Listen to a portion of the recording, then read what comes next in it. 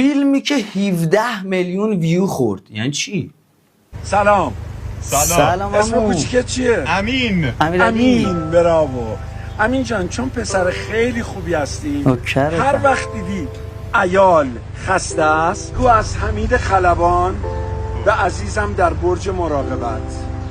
بعد یه ذره میگذره بعد جو بده بگو هانی من دارم باهات صحبت میکنم، یه لغت نمیکنم. بعد این دفعه دیگه نشون میده که داره گوش میکنه، میگه امین جان من دارم گوش میکنم بگو. بعد بهش بگو دوباره بگو از امین خلبان و عزیزم در برج مراقبت.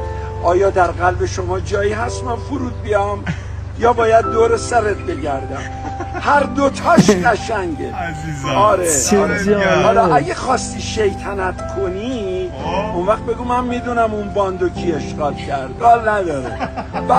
بعد سری کن، بعد داداش خواهر همه رو بگو دیگه. از امیرعلی خلبان به تمام شما عزیزانی که تو برج مراقبتید، خیلی دوستتون دارم.